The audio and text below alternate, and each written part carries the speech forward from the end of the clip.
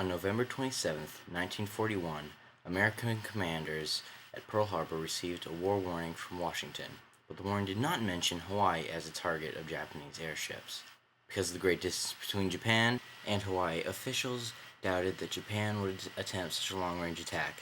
Because they were so confident they wouldn't be attacked that they left Pearl Harbor wide open.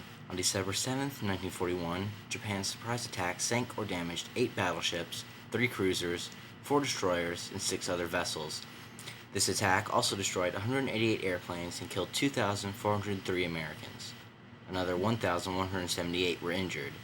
Japanese attack battleship Roe hitting the U.S. Arizona, sinking the ship. Although the attack by the Japanese was a surprise, the aircraft carriers, submarines, and its fuel oil storage facility remained unscathed.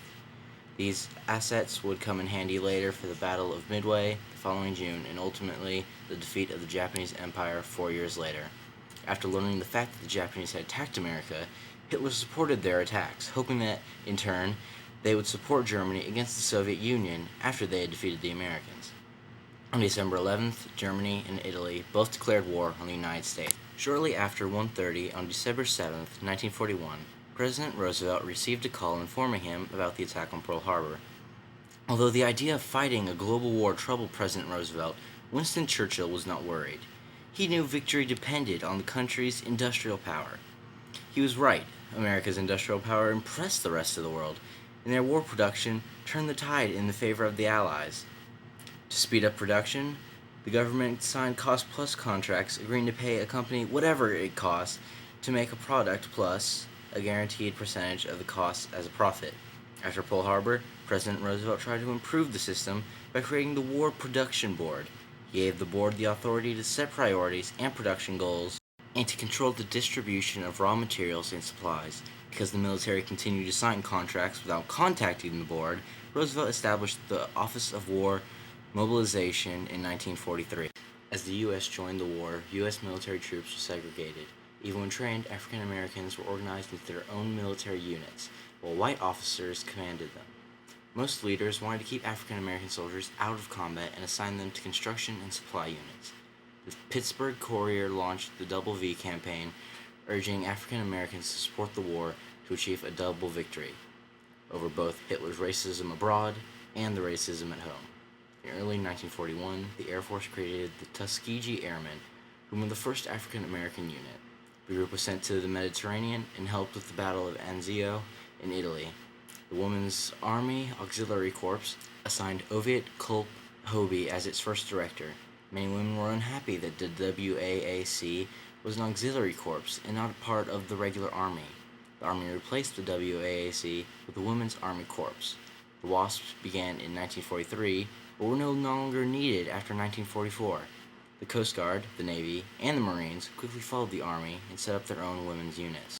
2 days after attacking Pearl Harbor, the Japanese landed troops on American airfields in the Philippines. Although outnumbered, the American and Filipino forces used the rugged terrain to hold out for more than 3 months. Realizing that their surrender would demoralize American people, President Roosevelt ordered an evacuation to Australia.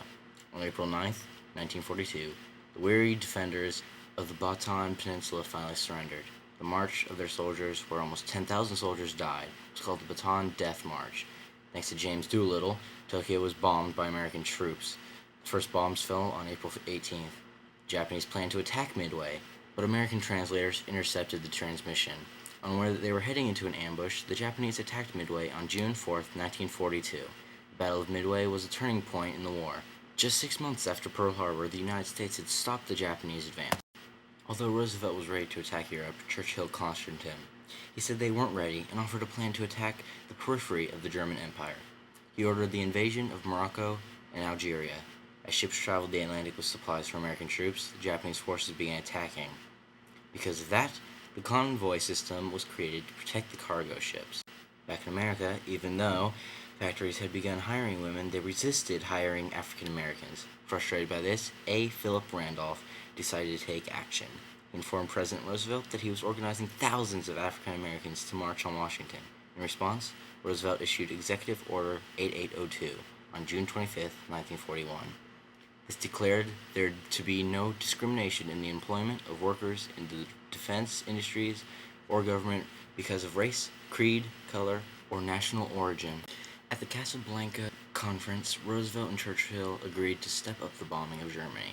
This plan was set to destroy the economy and morale of Germany, but this plan was a failure. It destroyed so many aircraft factories, however, that Germany's air force could not replace its losses.